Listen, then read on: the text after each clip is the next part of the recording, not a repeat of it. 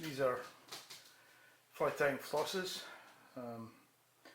In the piece in this month's issue, I divided them into two types of floss, and I'll deal with that. I'll deal with them that way. This stuff is Glo-Brite floss. It's I believe the brand is Datam, and it's I think it's a brand that's owned by Vineyard. There are several other manufacturers make something very similar, Uni and others. It's it's a fine strand. It's a multi-filament strand. The fibres are they're not bonded. They're parallel fibres. They can be made to lie flat. They're slightly crinkled and they're matte. They're not glossy. The key feature of these is the colours are extremely reliable. They're always the same, and they're very fluorescent.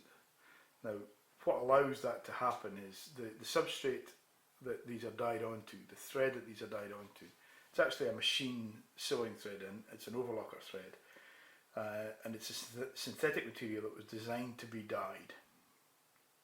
So when you apply fluorescent dyes to this, and all these colours are fluorescent, all the colours of this material are fluorescent, you get a very exact, so that this number of green will always be the same, this number of orange will always be the same, and they also glow in UV light, so they're ideal for hot spots, coloured ribs, hot heads.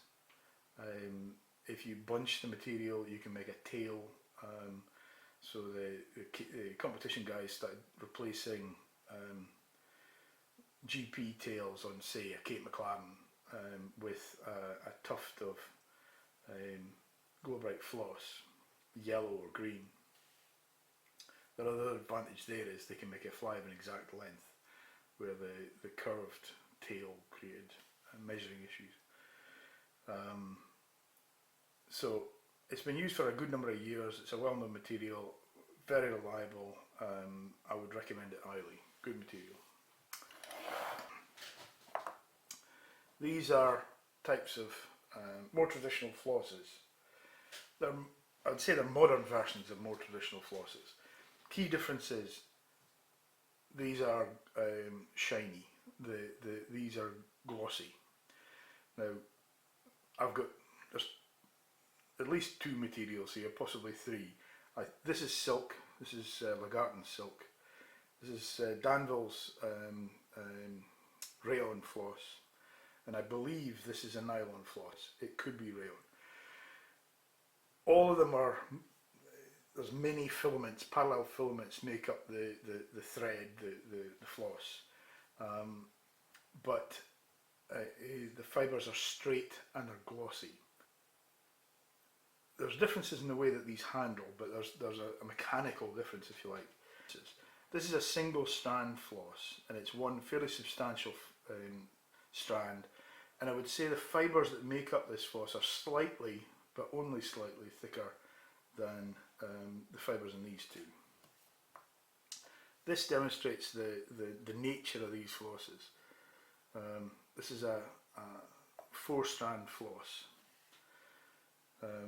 So it's a single, it comes off the spool as a single unit, but it falls into 4 strands very easily. And I tend to cut these, and I'll cut a length of one. If I'm doing a small fly, it'd be one. If I'm doing a slightly larger fly, I'd use 2 strands of this together, just to give a bit more bulk.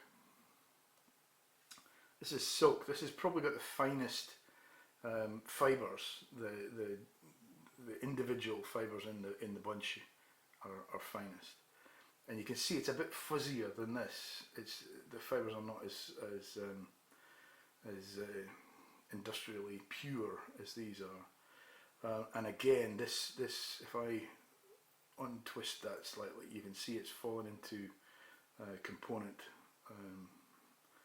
strands. It's a 4-strand floss as well. And again, I would use 1 or 2 depending on how much volume I need.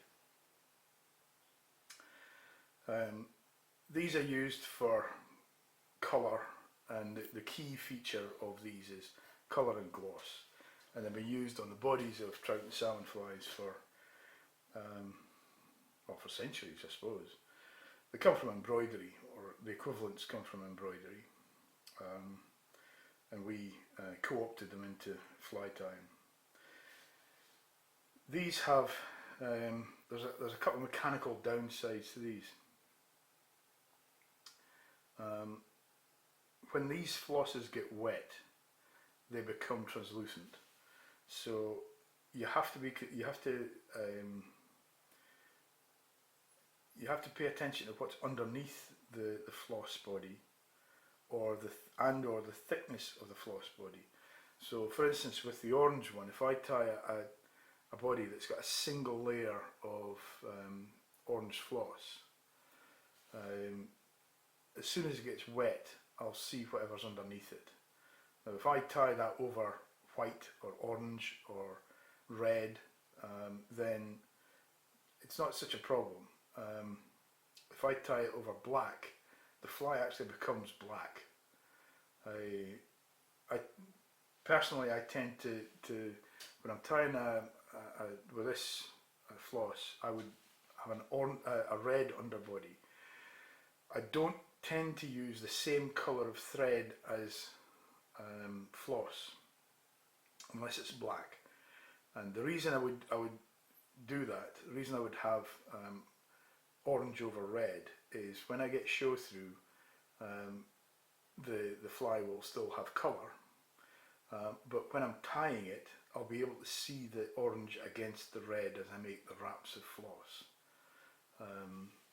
I find I need some sort of contrast, and if I don't, then I'll find myself with thin spots, and it becomes just an issue.